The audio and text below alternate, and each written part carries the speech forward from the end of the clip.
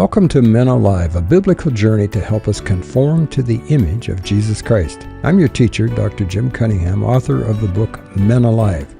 Normally, I am the teacher, but today our host, my longtime friend, Paul Esterbrook, is switching roles. Paul, what are you going to share? Jim, today I've asked our mutual friend, Dr. Ron Boyd Macmillan, to be our guest teacher.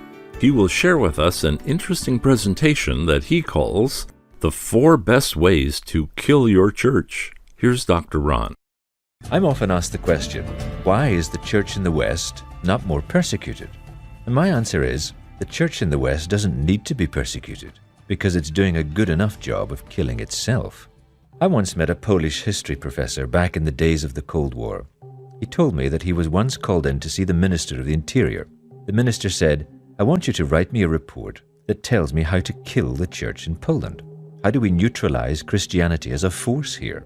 We're fed up having to share power with the church." And he added, "Think the unthinkable. I want all the options." The professor was given 6 months to write his report. Well, he got to work. The first thing that occurred to him was, well, why not just kill all the Christians? The minister did say, "Think the unthinkable." Killing all the Christians would solve the problem, would it not? But the professor began to research church history and discovered that this tactic had been tried before and it had never worked.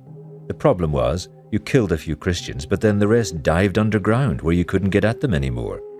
And worse, Christianity originally was an underground religion. It doesn't just survive in the catacombs and the caves, it revives. So the professor discarded that tactic as counterproductive. Otherwise, the government would unwittingly revive the church, and the minister would not be pleased. So he began to puzzle over the question again. He scratched his head, but he couldn't come up with much. Later, he was visiting a famous university town in Britain, and he thought, why don't I go along to a church and see what I'm up against? He chose a church that had a remarkable history, where the giants of the English Reformation had thundered from the pulpit and changed a nation. He said, I went in with fear and trembling. What would I find? And would I come out realizing we could never hope to neutralize the church? Well, he came out with a huge smile on his face. Here's why. As he went in, someone thrust a dusty hymn book into his hands and mumbled something about not sitting in the left side of the church as the roof leaked there. The church was sparsely filled, with maybe 100 scattered around in a church that could have seated 1,000. An organ drowned everyone out during the hymns. No one sang out. A preacher read a dry, abstract sermon with all the passion of a dead fish. And at the end of the service, the people scuttled out of there like scalded mice, and no one met his gaze. As I said, the professor came out with a huge grin on his face. He said, I had the answer for the minister. We had been barking up the wrong tree. The point was not to destroy the church, but to keep it in such a form that no one would want to join it. Just like that church. Those Christians had managed to make Christianity so unattractive, so boring, so irrelevant, that no one would want to join in. And they had done it to themselves. They had killed the church, and they never even knew it. So the professor's question was, what had they managed to do naturally that he had to do deliberately, so that he could get the same result, which was to keep the church, but as a fossil, dry, dead, ossified, telling only a story of life past, but not present or future. Well, I never got to see the professor's report, but it's no secret what he would write. For all of history, persecutors have had 4 main tactics in trying to drain the life out of the church. They mess with the message, they promote paralyzing people, they compromise the community, and they support a suffocating structure. This is why we need to turn to the persecuted church, because the tactics the persecutors use to drain them of life could very well be the same ones we use to drain ourselves of life. Wouldn't it be ironic if we killed our church and we never even knew it? So let's go through these 4 ways to kill the church. We'll see how the persecutor tries to do it, and then examine a possible contemporary parallel in our churches. First tactic, mess with the message. Persecuting governments don't try to stop the church, they try to control it. And usually they will add a little element into the gospel message which subtly deprives it of its power. This element is not necessarily wrong, in fact, is usually true, but it has the effect, the deadly effect, of quietly substituting for Christ. In China, for example, there is a Protestant state church, and the government said to the pastors, "You must preach this message: love country, love God." Now, that doesn't sound so wrong. There's nothing wrong with loving one's country. But the danger is that the pastors ended up telling the people too much about what a great country they lived in, and not enough about what a great God they were worshipping. A subtle substitution had taken place, and the message had been messed with. Christ was no longer central. Remember, when we mess with the message, we're usually putting something good, something true, beside Christ, but it has the effect of knocking him off center, so that it is no longer Christ we preach. You are listening to Men Alive, today with guest speaker Dr. Ron Boyd Macmillan, sharing his presentation on the 4 best ways to kill your church. You can receive a free PDF copy of The Victorious Church and Family by sending Dr. Jim an email at menaliveuntogod@gmail.com. That's menaliveuntogod@gmail.com. Let's return now to Dr. Ron and hear 3 more ways you could kill your church. The second tactic persecutors use to kill the church is to promote paralyzing people. The communist government of Russia were very clever. The Russian Orthodox Church was a state church, and so the government rigidly controlled the power of appointment. You would think they would put young, effective, clever, articulate, undercover communists in charge, but no, they were much smarter than that.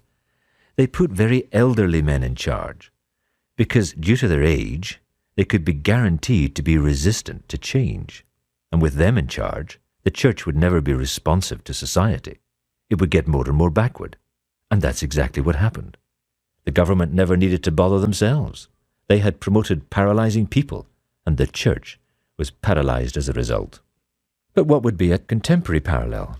Who do we promote in our churches that end up paralyzing us? Well, here's one suggestion: the superstar pastor. I once served an apprenticeship in a big megachurch under a famous pastor. People drove for half a day to hear him speak, and he was a brilliant preacher. But the more I saw of him, the more I realized that he was building the church around his personality, not Christ. He was a brand. He wrote books, he had a radio program, and when he wasn't preaching at the church, you could hear an audible groan from the congregation. And when he left the church, it collapsed. Why? Because the superstar pastor was a paralyzing person. He built the church around himself, not Christ. He couldn't empower others. He was too insecure, too threatened by people who could preach as well as he. He had to control everything, make all the decisions, do all the preaching. Everything depended on him, and that's the way he loved it. On the surface, it looked like a thriving church.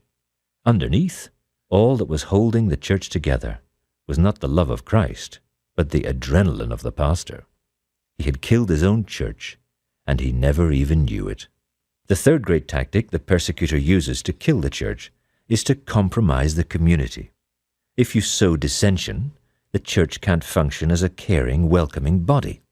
I remember this tactic being carefully employed in Romania. A Baptist pastor had enjoyed a fruitful ministry until after a few years he noticed that his congregation was no longer receptive to his preaching, and he agonized over this, prayed to the Lord, but nothing changed. Years later, after the fall of communism in the country, one of his elders asked to see him. The elder wept bitterly, and he confessed that he had been a member of the secret police all along. This elder had spread the rumor that the pastor was having an affair with a female choir member. There was not a shred of truth to it, but it was gossiped about the church until everyone knew, except the singer and the pastor, of course. His ministry was compromised. People thought he was a hypocrite and rejected his words. But how tragic that no one had the courage to speak to either him or the singer in question and clear the air. But how do we compromise the community and prevent the bonds of love and trust growing to make an attractive Christian gathering? One way I have noticed this being done is when someone, often a pastor but not always, someone proclaims that to be negative is to be anti-Christian. They outlaw conflict and label all criticism as unworthy.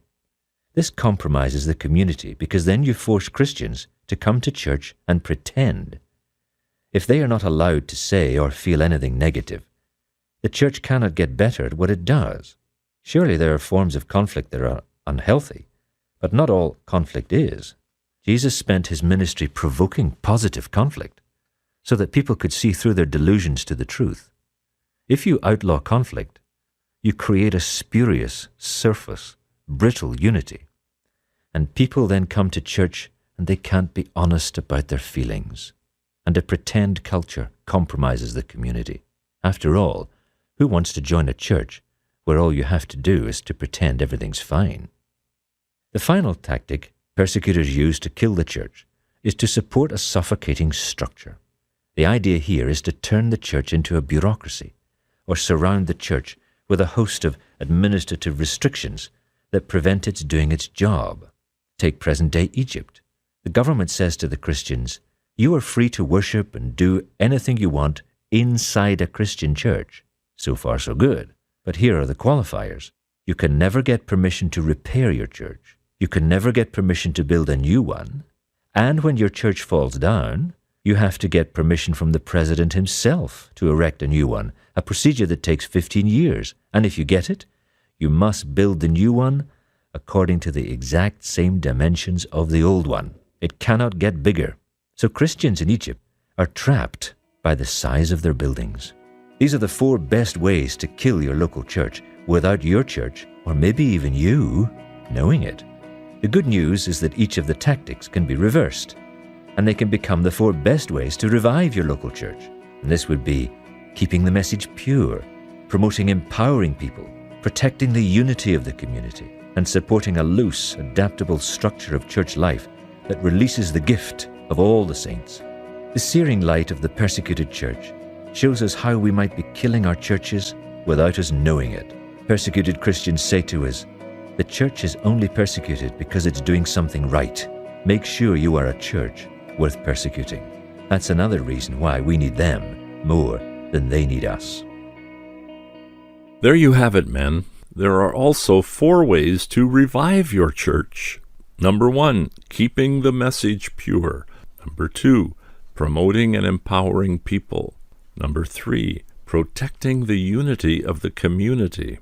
Number 4, supporting a loose and adaptable form of church life that releases the gifts of all the saints.